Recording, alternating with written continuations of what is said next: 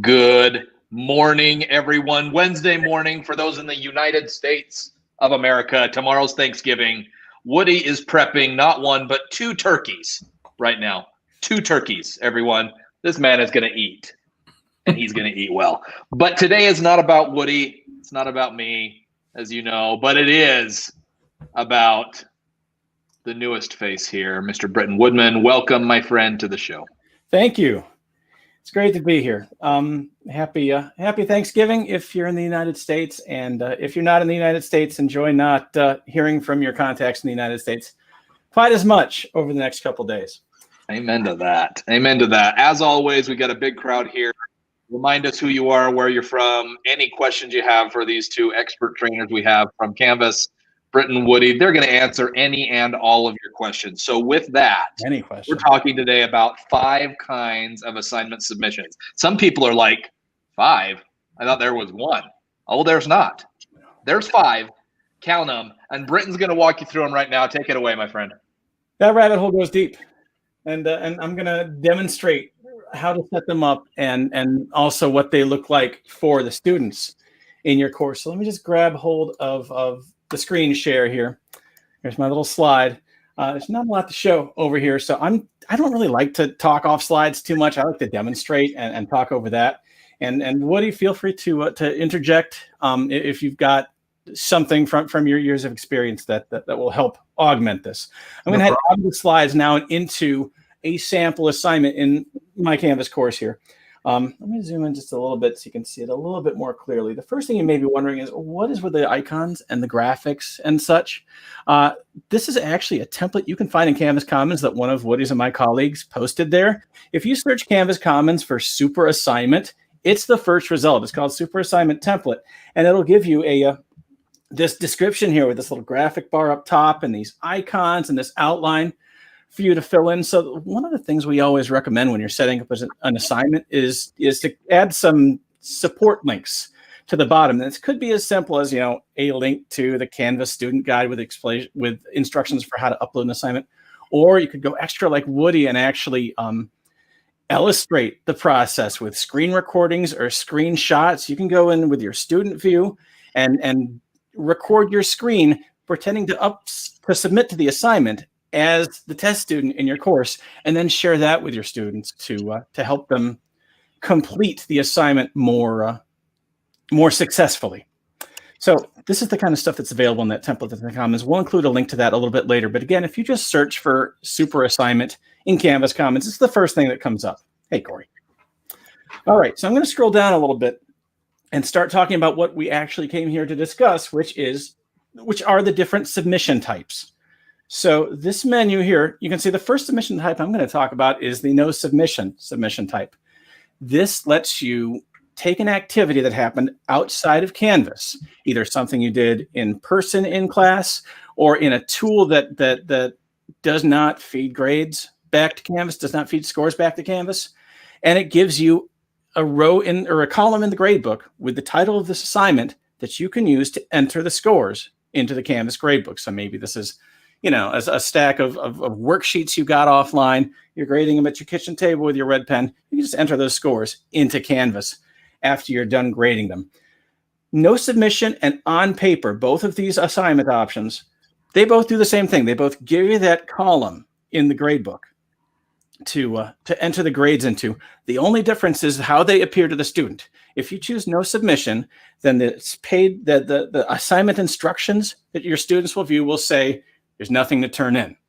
If you choose on paper, the assignment instructions for the students will say, you turn this in on paper. That's the difference between those two. And that's another method you have to save your scores in the Canvas gradebook, even if you didn't give them the assignment in Canvas. One thing I'd like to say about that, for non-submission and on-paper assignments, sometimes we get questions from educators about, well, if I'm not going to be using Canvas for an in-class paper submission, I'm not going to be using Canvas if the students are going to be presenting something to me online, meaning nothing virtually or physically handed in. do I still need to create an assignment? And the answer is yes. If you are going to be entering any type of evaluation or feedback or scores for those students, and a benefit of creating those assignments on paper or non-submission is that when you put due dates on an assignment or instructions, even if it's on paper, that's going to show up in the student's Canvas calendar. It's going to show up in their to-do list. If it's on paper and something we're going to be doing at the end of the week, at least they have a heads up. If it's on paper and they need to bring materials or buy supplies, they'll have that heads up in Canvas, even though it's something done in class. Just throwing it out there. True. One more suggestion I have for these no submission assignments. If you just got here from Google Classroom and you've got a great quiz that's still in Google Forms that you haven't had a chance to turn into a Canvas quiz, and you need to give it to them tomorrow, make a no submission assignment, put that link to the Google Forms quiz in the assignment instructions. The students will go back to Google and complete that quiz. You'll get those scores in your old Google Classroom gradebook, and then you can just enter them out of Google Classroom and into Canvas. So that's no submission and on paper. Next, let's talk about, let's see, the ones under online are the ones we're going to focus on for the rest of this. So I'm going to change submission type to online. You're going to see a bunch of checkboxes show up right under it. There they are. So now let's talk about these online entry options. First, I'm going to discuss text entry. Text entry, you know, this whole content editor you've got up here that you have to create your assignment instructions, as well as pages, as well as, you know, quiz questions and other things. This is what the students get when you choose text entry. So this is probably the easiest way for students to enter something into Canvas. And especially if your students are using the Canvas student app, they get basically the text entry thing on their device. So they can just, it's almost like texting at that point for a lot of students who are savvy with mobile devices to submit an assignment using text entry. If you're on a desktop browser, then you get all of these tools available to you. If the student's in Canvas Student, then they get a little bit more scaled down interface for the mobile devices. But in either case, students don't have to go anywhere else. They can complete the assignment right inside Canvas, and they have access to all, or at least most of the same tools that the teacher does, including, you know, your integrated cloud service, whether that's Google or Office 365. If you've got other external apps integrated with your Canvas environment that your students have access to, they can use those to complete the assignment from here as well. So they can bring in, you know, images from Unsplash or images they upload from their device and include it in the text entry window. So that's the text entry entry type. Next, let's take a beat to talk about website URL. If you've tried website URL, and if you've seen this, you probably said, well, it's just a field, right? And that's right. Hey, Bretton, you're going to kill me. I'm so sorry. That's all right. I'm not that sorry. But Diane here is wondering on YouTube, does autosave happen in the text entry now?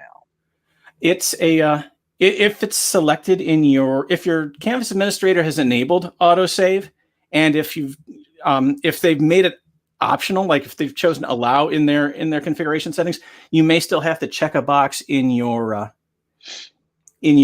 course settings to make sure it's enabled. So I would double check there. I believe that's one of those things that's going to be on for everybody by the end of the calendar year. Yep, that functionality is available. Love it. Thank you. That's an excellent question.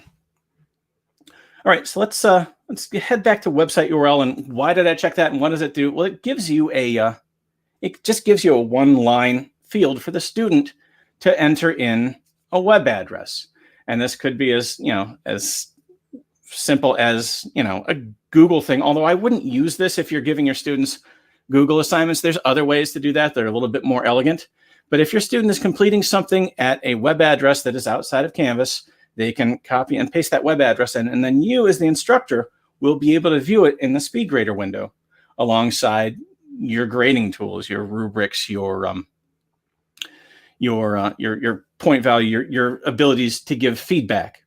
One Google situation where the website URL does work really well is if you've given your students a collaboration, you know, if you've created a shared document for them all to work on and submit.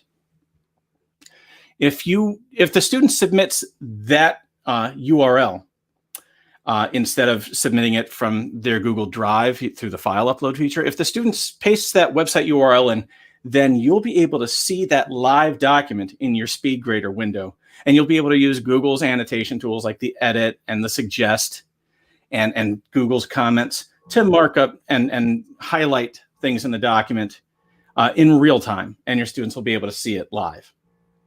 So that's typically where we recommend using website URL, but it does work with any external website. In some situations, depending on the external website security configuration, it may prompt you to load that in another browser tab rather than right inside Speedgrader. So those are some things to know about website URL. All right, next, let's take a look at media recordings. So if you choose media recordings, if you've spent time in the Rich Content Editor, I'll show you what it looks like real quick, just in case you haven't seen it in a minute. Up here in the Content Editor, one of these options is to insert or edit media.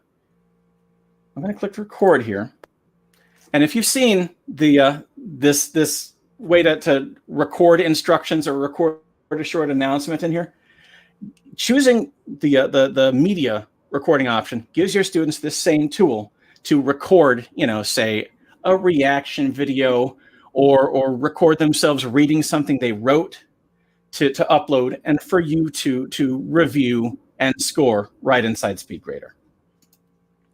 So that's what the students will see if they choose the media recording.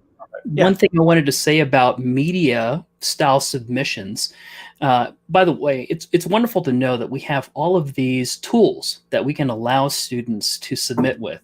And one thing I wanted to point out, when you ask a student to submit something on camera, like for example, if you have the student describe how they felt about a certain chapter within a book, or list for me the 5 steps to complete this problem, right?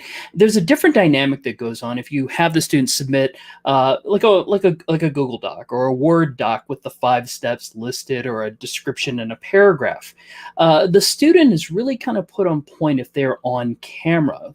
For example, if I ask the student to list the 5 steps to complete this problem, well, they turn on the camera and maybe they know the first step and they rattle off the first step. Second step, mind go blank. It happens to all of us. They have to stop the camera, review their notes, and then take 2. And they know the first step. They've worked or memorized the second. Third was pretty easy. Fourth, oops, got to stop the camera. The idea here is what's called deliberate practice, and the student is filling in the gaps. They don't really need to learn what they already know. They're filling in the gaps to the areas that they are being asked about. So just a couple of things that you can ask the students to do. And again, knowing that you have a media tool, or asking the student, hey, go on camera and list the 5 steps, or you just read chapter 1. What was the protagonist up to at that particular point? You can go and have those students submit those to you within Canvas. That's a great point. Thank you. Yep. One thing I should clarify, and you will see this more in a moment when I enable file uploads, media recordings uses that tool that's built into Canvas. So if you already have Canvas Studio, you may not want to enable media recordings, because Studio manifests itself in these assignments in a slightly different way that becomes apparent when I check file uploads. There we go. So let's see. So with file uploads, this is my personal favorite. This is the one where students create a document, probably outside of Canvas, in fact, definitely outside of Canvas, and they use that type to submit the assignment and upload it to Canvas. This could be a document from their computer's desktop, or their documents folder, their device's local storage. It could be a document from your cloud platform, whether that's Office 365 or Google Docs. This is where they would upload a Google Doc. It could also be a photo of a worksheet, or a photo of some art they did.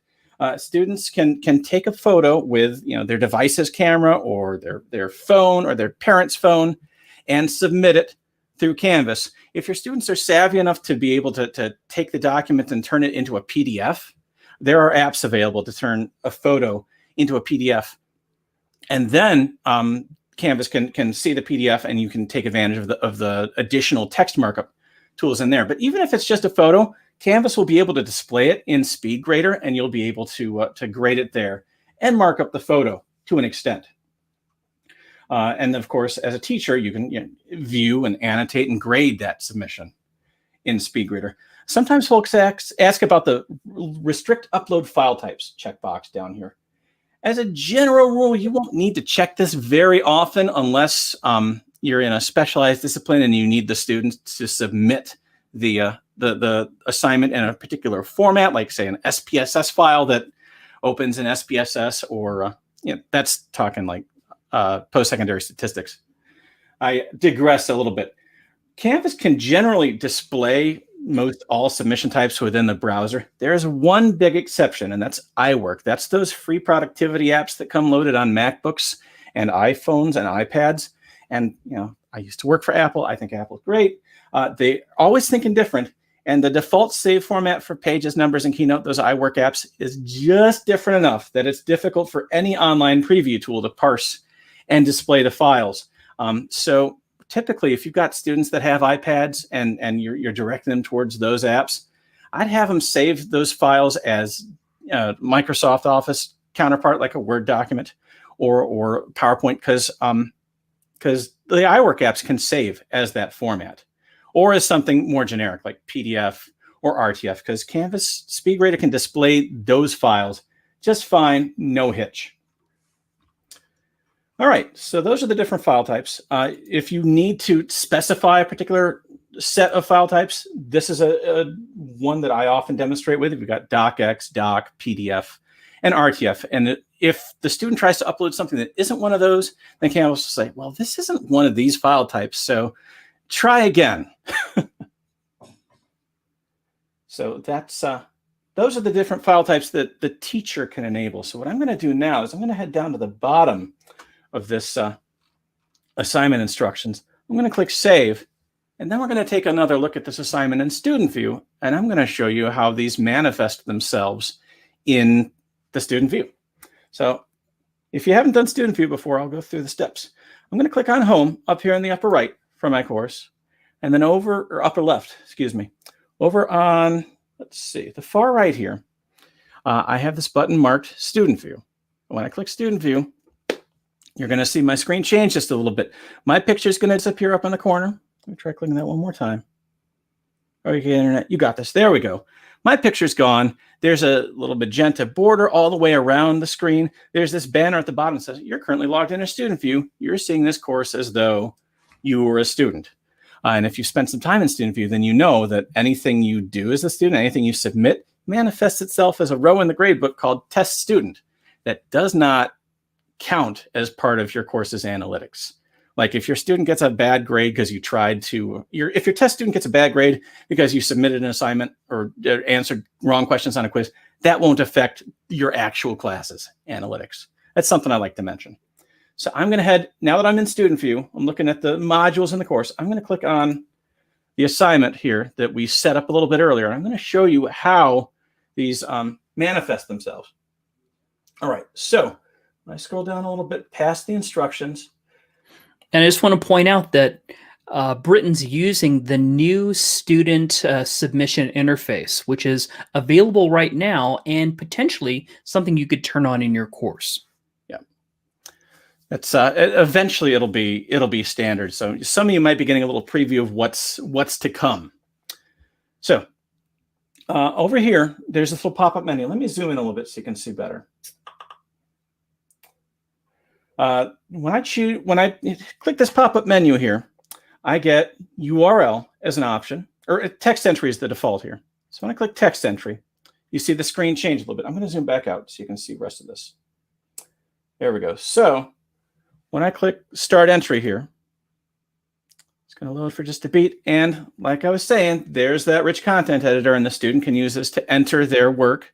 They can include pictures, they can upload things, they can record a video right from here if they feel like, and if they have access to external integrated tools that they can do their work in, they can also embed documents or files from that right here in text entry, then click save to upload it. Because the teacher chose website URL as an option, the student also has URL as an option here. And this is where the student would enter in the address of the web page that they want the teacher to review in Speedgrader. And when I select more options over here on the right, it gives me the option to choose a file from Google or Office 365 if those are integrated in as well. When the student chooses media, because this teacher made media recording an available submission option, the student gets the Add Media button. When they click Record or Upload, they get the option to drag a file in from their computer or click this to get a file picker to pick something from their device's storage. Or they can click the Record tab here and record the submission that the teacher will then view in Speedgrader. And then, finally, let's take really quick, Britton, while you were there, go back to the media recorder. Because there were some questions around that earlier. Tina was asking, does the media option work from any iOS device? It should. At the very worst, were you going to say something, Woody? Using the student app, iOS and Android are options for media. So if the student's using the student app and hit the submission button, iOS and Android, they both have the media option to turn on the camera on their tablet or phone and make a media submission. And if they don't have this one?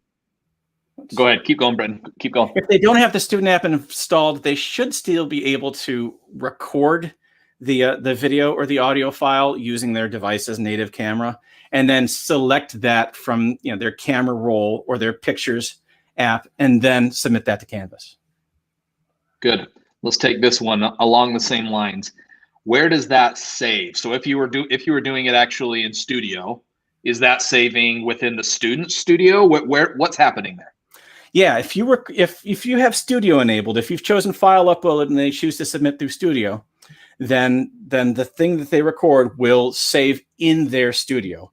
If you choose the media recordings tool and have the student submit through that, I believe that file will be saved in the student's own files on their account. Awesome. One more here. How long could they record? For the built-in Canvas media recorder, I think the file maximum size is it 500 megabytes? Yes. So that's about half an hour of high definition video. Which is a lot. Which is a ton. Okay, let's see if we had anything else. No, let's keep going. Cool. I'm going to shut up for a minute. That's all right. Thank you. No, I appreciate the questions. It's great to see people like seeing these and thinking, oh, how can I use them?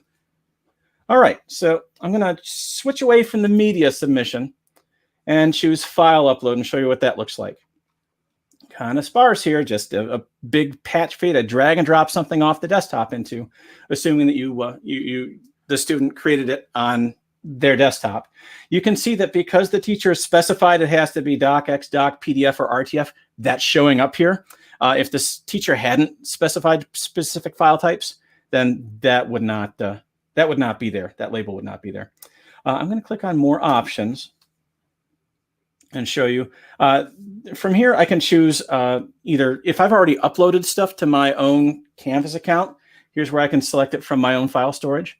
Because Google Apps and Office are integrated into this Canvas environment I'm demonstrating from, I have those options here to submit from as well. If I had Studio integrated here or into my Canvas environment, then I'd have a Studio tab here as well, and I could just select a file from my library. One thing I didn't show you in the previous submission types was external tool. It's a little outside the scope of today's session. We could be spending another half an hour or hour and potentially even beyond, because there are over 200 different external tools that integrate with Canvas. We don't have time to go through all of them today, but I'm thinking another session a little down the road might be good to talk about some of the things you can submit with external tools in Canvas. That's what Woody and I were chatting about. And of course, for each of these submission types, the student can attach comments to the submission. These comments appear alongside the submission in Speedgrader for the teacher to review. They also appear as a conversation within the Canvas inbox, so that you've got a fuller record of participation within the course. Let's see. Woody, did you you had some examples of what this looks like in Speedgrader afterwards, right? Yes, I do. Let me go ahead and just share my screen real quick. By all means.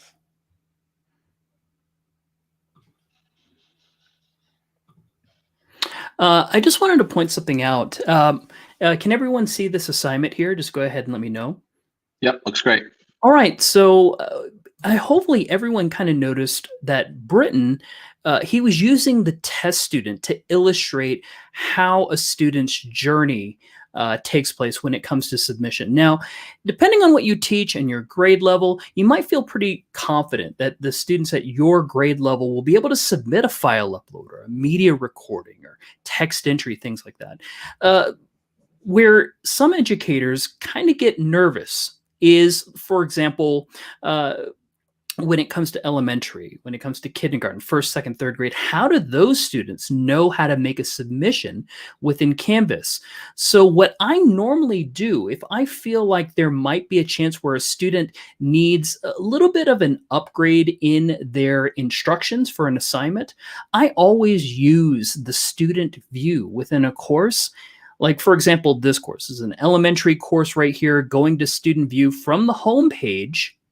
And I like to, mentally capture what the student will be going through when they need to submit to an assignment. So right over here in this assignment, I know that the submission button's up there at the top, but it doesn't help to maybe put in maybe a media recording right here that, hey, students, up at the top right-hand corner is a button, a blue button that says submit assignment. Go ahead and click on that because you can put media instructions into your assignment as well.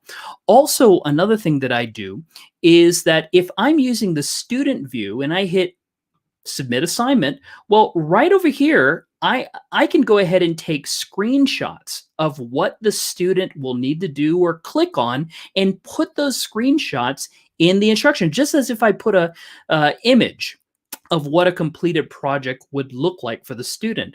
I would just take a screenshots. A lot of us are using, a lot of our machines have screenshot tools already on it, like snipping tools on PCs or taking screenshots with a MacBook.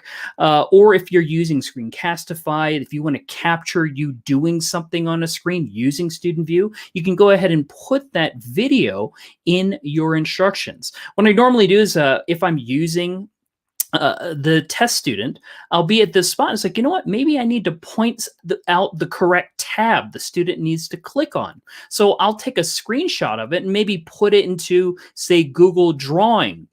1 second here. I'll put it into, say, Google Drawing. Looks like it just signed me out. Put it into Google Drawing so I can maybe put some arrows, some boxes, highlight a certain area of that screenshot and put it into my instructions. Just a little bit of a tip for you, just to help those students along, set them up for success. So like what Britton said, I have examples of how these submissions look to a grader, depending on the online submission that you're going to receive or give to the student. And this is that text entry style of example. Notice that in text entry, we give the student a box to type in, nice paragraph across the top, but yes, they can also put images in. Now, text entry is great for asking the student just to, just write in a small paragraph, add an image, and so on. What it's not so great for is anything that you need to annotate on the page. If I need to strike out or highlight or circle something on the page. Here in Speedgrader, by the way, multiple submissions, you can actually view all submissions that a student sends you by date and timestamp. So that is a text entry example, no annotations, but still a pretty useful tool in your classroom. I'm going to go ahead and just switch to another submission type. Right over here. 1 second. Let me just go ahead and I think I'm in my student view. Just give me 1 second here. Yep, they get you every time. Let me go ahead and leave student view and just come back over here and refresh the page. Okay, Okay, there we go. Perfect. All right, so there's our text entry with images. Okay, let's take a look at this next item. This is a file upload assignment where I'm asking the student, hey, upload a Google Doc, a Word doc, a PDF. This is where you can annotate using the annotation tools here at the top. Any type of annotation tool. You can also ask questions for the student. Like, for example, asking about a source, and they can go ahead and reply to it.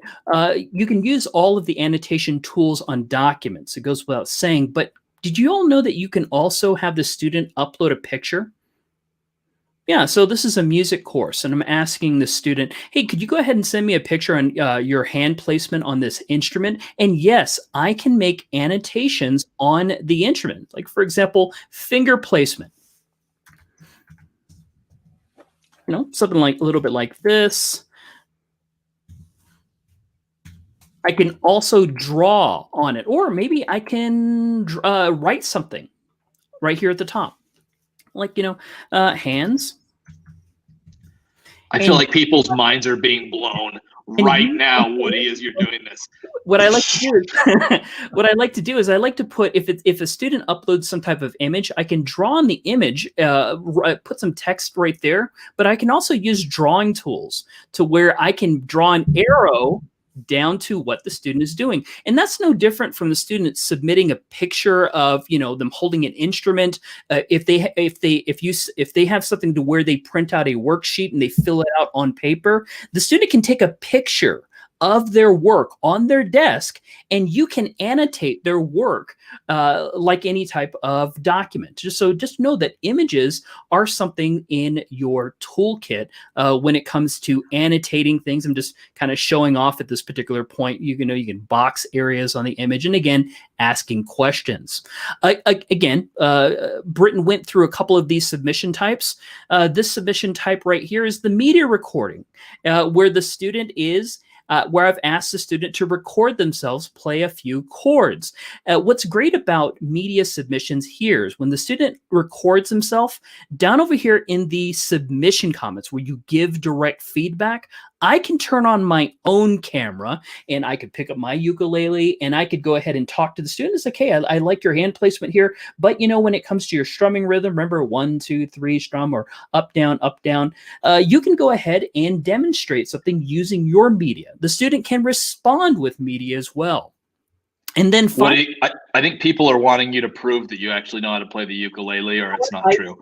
So while you're getting that, I'm going to ask a question from Chris, who says, is there a correct way to get students to upload a video and a document in one assignment?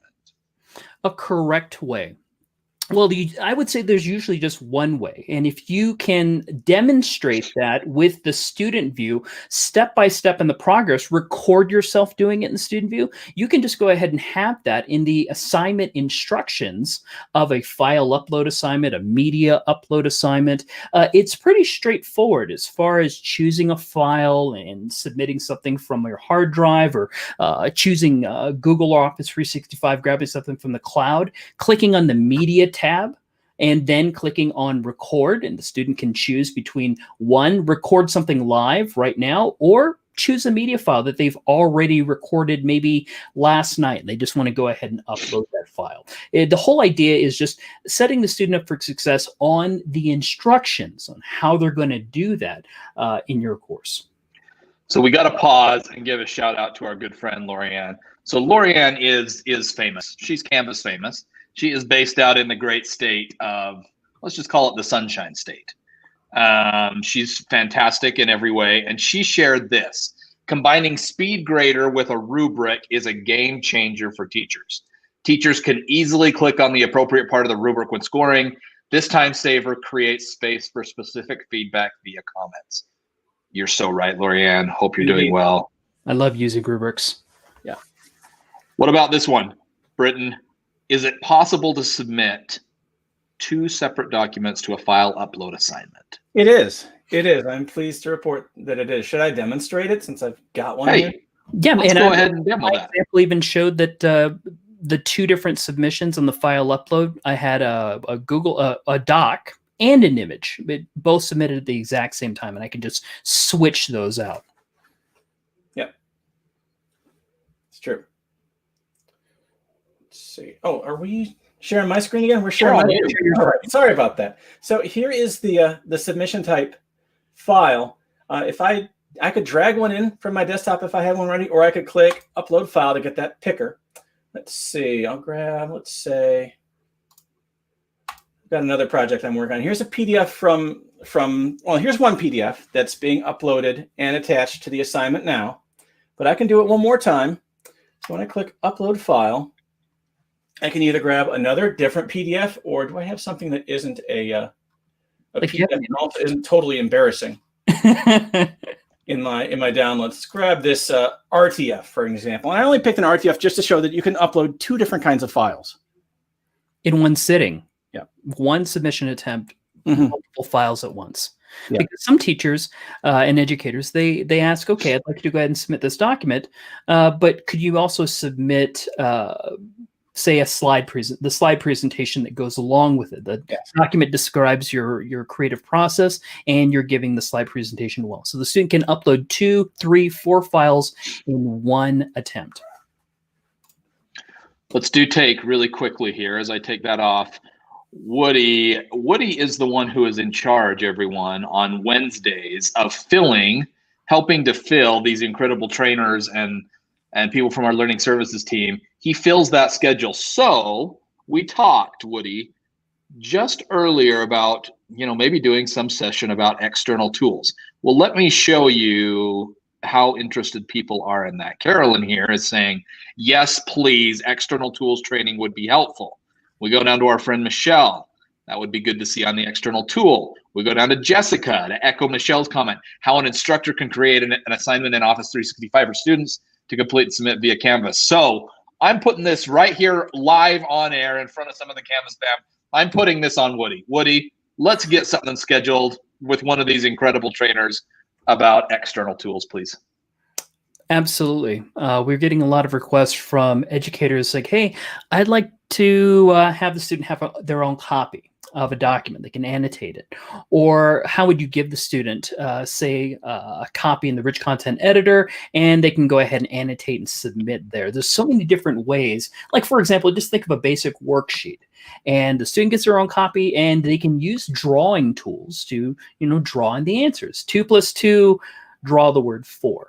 Right? How are the different ways you can do it? And also some unique ways that I've been taught from educators out there giving me tips, stealing maybe, but this idea of, other things you can do when you give the student their own copy of certain things. So yeah, that's something we're planning for an upcoming session shortly.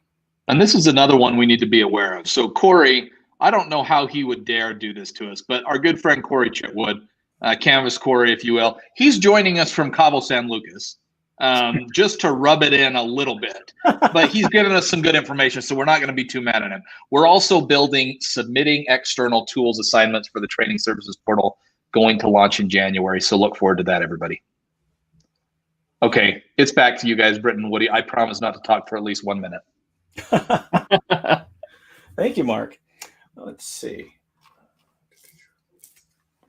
So yeah, as Woody demonstrated, you as the teacher can view each of these submissions in Speedgrader, and you can take all that work into account when you're determining what each student has scored for the assignment.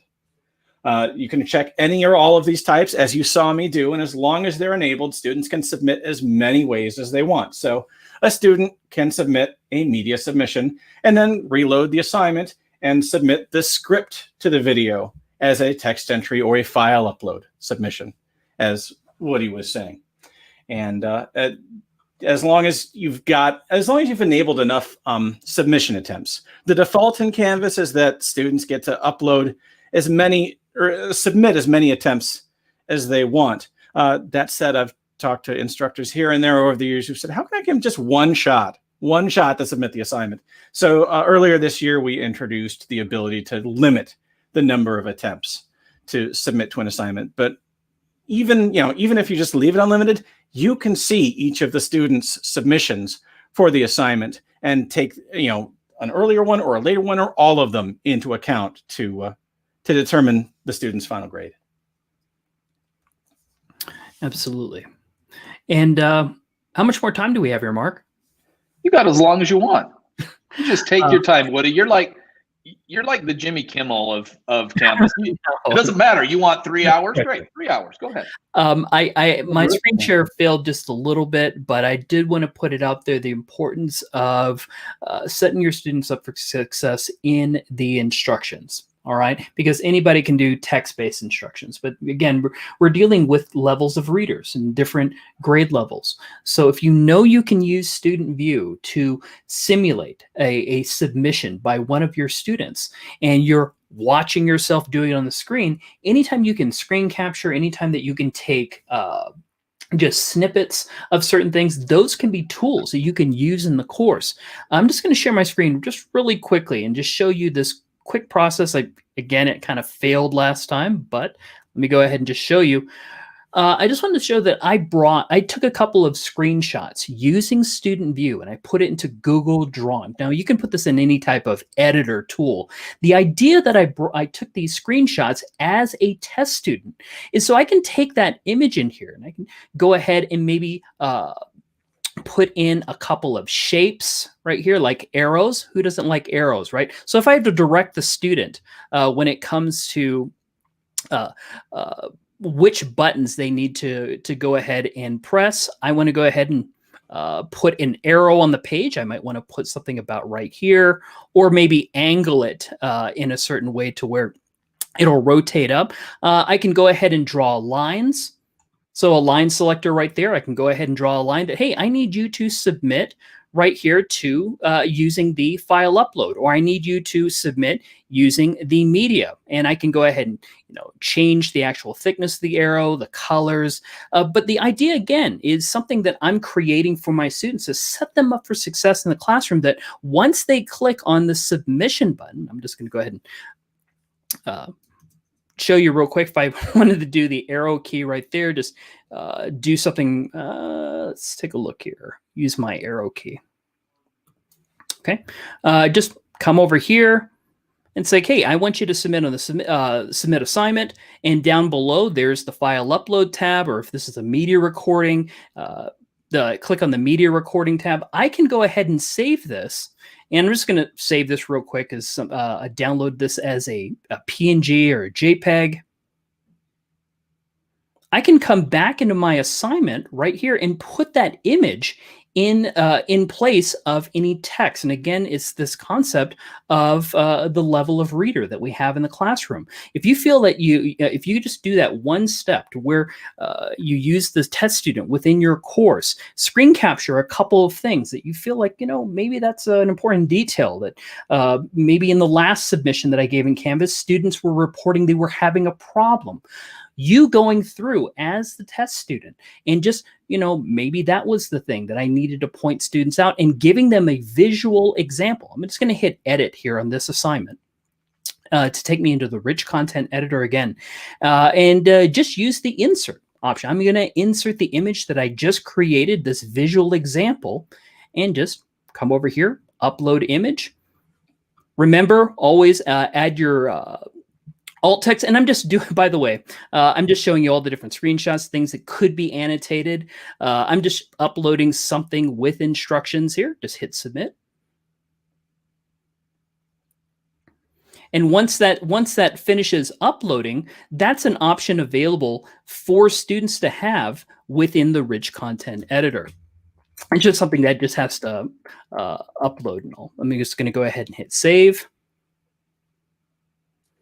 Oh, should be there. You know what? My screencast is failing today, but hopefully everyone kind of gets that concept of using screen capture to enhance the or upgrade your instructions for assignments. Some of you guys are saying these live demos are scary. All live demos are scary. All live demos are scary. Yep. Oh, our good friend Coach Flores from out in Texas. How you doing, my friend? Unlimited attempts help students go the extra mile, revamp their task submissions. Couldn't agree more. Love it. Lorraine, oh, another just fantastic human being who comes with us regularly. She is wondering if we happen to have that link, a link in the Canvas comments that you talked about earlier, Britton. Yeah. Is that something that we could find? Yeah, I'm going to grab that now. Typically, if I want to bring it into a course, I just go to Commons and search for the phrase super assignment, and it's the first result there. That said, I think I can copy the resource link and drop that into the chat. It may not open for you the first time you paste it, but if you go in your browser and click the Commons icon in your global nav and have Commons loaded already, then it should load just fine. So I'm going to copy that link and I'll just put it in the the chat for the session, if that's cool. Fantastic. Yeah, just send it to me and I'll put it out there for everybody. Any other questions, everybody? You have approximately 37.6 seconds before I'm turning these guys off. So if you want to ask these rock stars anything, now is the time. And everyone, as always, we are so grateful for our incredible Canvas family. You are all part of it. We're excited. Hopefully many of you get to take a little bit of time off. Oh, and Esperanza comes in here with a quick question before we turn things off. What submission type is needed for teacher to be able to annotate the document submitted? Usually if I ask for the students to write an essay, submit as a file upload, sometimes it gives me the ability to annotate and sometimes it does not. So the example I showed earlier, Doc, DocX, PDF, and RTF, those are guaranteed to be able to highlight the text and draw boxes, and any of them should let you draw a box or freehand. But highlight and strike through, I know will work with Doc, DocX, PDF, and RTF. Other kinds of file types that Canvas might be able to display, you may not be able to accurately use those tools in if Canvas can't pick the text out of the document. And Esperanza, I just wanted to go ahead and the way I read your question is what submission type allows you to annotate? File upload, file upload, file upload. Online file upload. If a student sends an image, it's an online file upload. If they send you a Word doc, a Google doc, a PDF, a text file, that is an online file upload, which should allow you to annotate it as we've represented with our examples. Good question. Thank you for clarifying, Woody. I forgot that little step at the beginning. File upload. File upload. If you remember one thing, Celeste, happy Thanksgiving to you. No, you all are so appreciated. We're off, everybody. We're not doing any live streams tomorrow or Friday. I can't even talk Woody into doing one Saturday, so we're off completely the rest of the week. We will be back next week. Again, thank you so much for all that you do. You teachers are absolute inspirations. We love seeing, talking. One point, people love to travel and actually engage with people. That might be nice to do again at some point if we could get past this thing. Thanks, everybody. We'll see you next week. Stay safe.